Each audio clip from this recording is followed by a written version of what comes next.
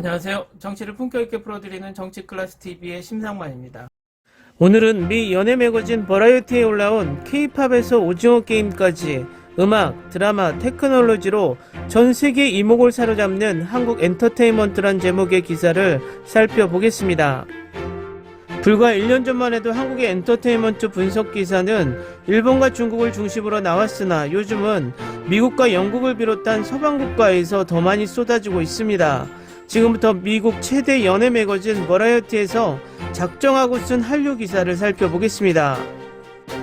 1988년까지 10년 가까이 집권한 한국의 군사 독재자 3명 중 가장 미움을 샀던 전두환의 이달초 사망 소식은 한국의 현재 경제력의 근간을 적당한 시기에 일깨워주는 사건입니다. 오늘날 한국은 전자, 반도체, 조선산업과 엔터테인먼트, 화장품, 식품과 같은 문화와 서비스 분야에서 세계적인 능력을 발휘하고 있습니다. 문화산업은 문화적 압제의 종말로 꽃을 피웠습니다. 희망과 절망의 모순된 흐름처럼 창조적인 스타트업과 경쟁하는 가부장적 대기업 재벌들, 그리고 오랜 기간 경직된 위기질서에 저항하는 예술적 자유는 올드보이, 설국열차, 그리고 다수의 오스카상을 수상한 기생충을 포함한 한국 영화에 그들의 흔적을 남겼습니다.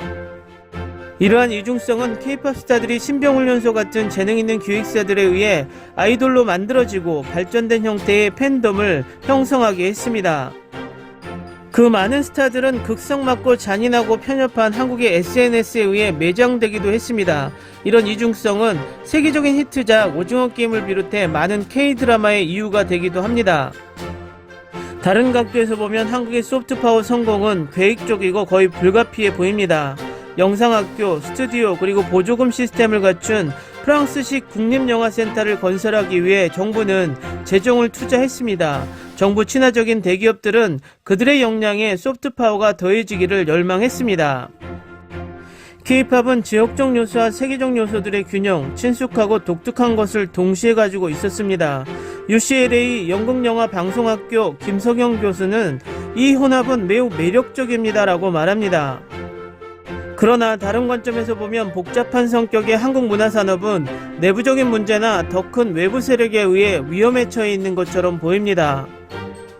음악과 영상 콘텐츠가 붐을 이루고 글로벌 스트리밍 플랫폼이 한류 드라마 시리즈의 라이센스 공동 제작을 놓고 경쟁을 함에도 불구하고 올해 부산국제영화제가 한국영화계의 위기에 대한 세미나를 개최한 것은 좋은 예라고 할 수 있습니다. 중국의 5년 넘은 한한령도 풀릴 것으로 보이지만 말입니다.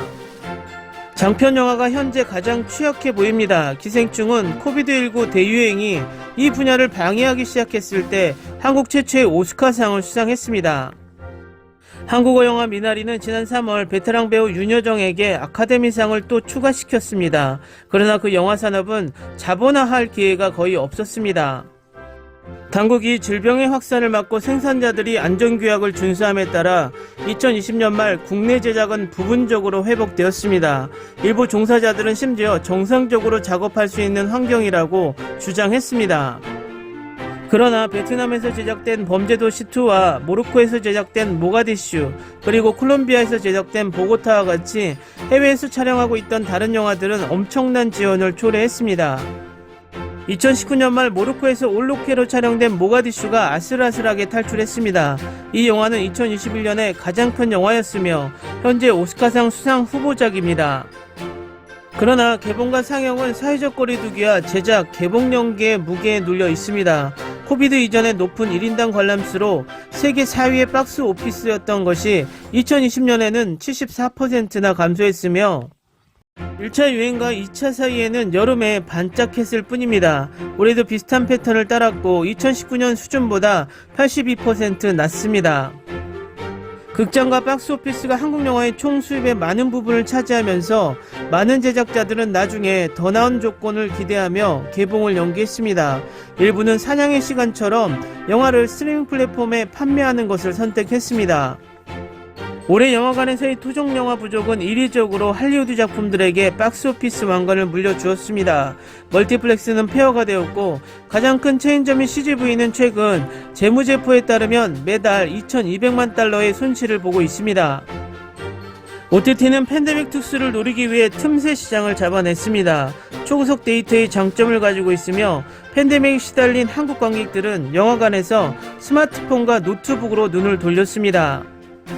그곳에서 그들은 극장 상영을 건너뛰거나 축소한 많은 작품을 발견했습니다.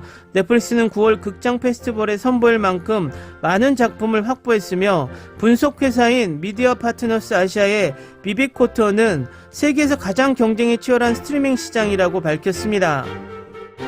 한국과의 공동 제작과 투자 덕분에 시장을 선도하고 있는 넷플릭스는 이제 인상적인 국내 경쟁 업체들 뿐만 아니라 다른 다국적 업체들과 치열한 경쟁에 직면해 있습니다. 넷플릭스와 경쟁하고 있는 현재 OTT와 특징은 다음과 같습니다.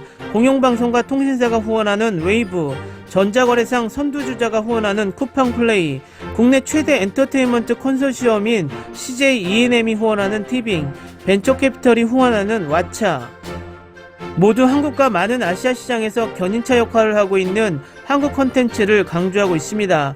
오징어 게임과 지옥 덕분에 이미 좋은 콘셉트와 높아진 제작가치, 질 높은 시나리오 작가로 유명했던 한국 TV 드라마들이 이제는 전 세계적으로 수요가 몰리고 있습니다.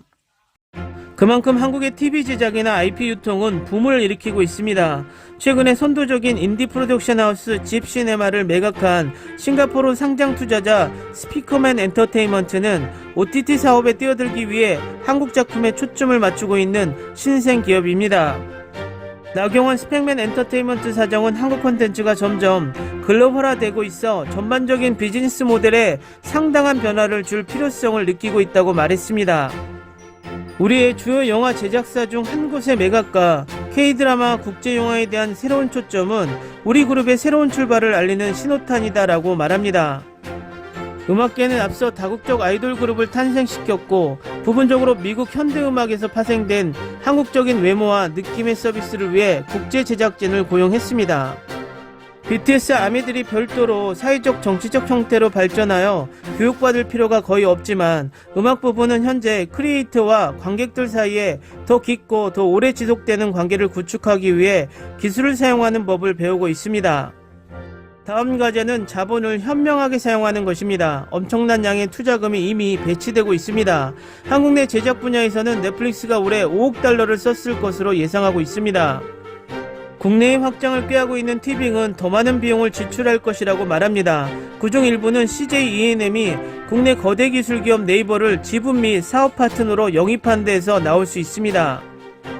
국경을 초월한 인수합병은 이미 진행되고 있습니다. 블록버스터 IPO 이후 6개월이 채 지나지 않아 방탄소년단의 소속사인 하이브 엔터테인먼트가 스쿠터 브라운의 이타카에 10억 달러를 지불했고 CJ E&M은 7억 7,500만 달러 규모의 미국 기업 엔데버 콘텐츠의 스크립티드 엔터테인먼트 계열사의 지분 80%를 매입하는 과정에 있습니다. 앞서 네이버는 캐나다 스토리테이커 플랫폼 왓츠패드에 6억 달러를 지급했습니다. 게임 분야에서는 크래프톤, 넷마블, 카카오 게임즈가 올해 모두 억 단위의 달러를 해외 사업에 썼습니다. 메시징 앱으로 가장 잘 알려진 카카오는 웹툰 회사인 타파스와 픽션 플랫폼 무를 위해 9억 5천만 달러를 거래하며 미디어와 엔터테인먼트 사업을 더욱 활성화시키고 있습니다. 한국 국회의원들은 경제에서 거대 기술 기업들이 증가하는 데 대한 영향에 대해 조사하기 시작했습니다. 그러나 그들이 네이버와 카카오가 미디어와 엔터테인먼트 회사를 잠식하는 것을 더 걱정하고 있는지 아니면 메타버스 안에서 승리자가 될 기회인지 오늘날의 재벌과 정부 사이의 자본관계를 망치는 기술 회사들에 대해 더 걱정하고 있는지는 분명하지 않습니다. 기사 잘 보셨나요? 비교적 다양한 분야에서 디테일하게 분석을 하려고 노력한 모습이 보입니다. 이처럼 한국의 엔터테인먼트를 미국에서 하루가 멀다 하고 기사한다는 것은 한국의 엔터테인먼트가 미국 시장에서 중요하다는 증거이기도 합니다. 앞으로도 더 많은 기사가 쏟아질 것으로 예상되며 여기 실린 부정적인 면보단 긍정적 기사가 더 많이 올라오기를 바랍니다. 오늘은 여기까지 하겠습니다. 오늘도 생활 속 거리두기 꼭 실천합시다. 당신의 구독과 좋아요는 저에게 큰 힘이 됩니다. 항상 시청해주셔서 고맙습니다.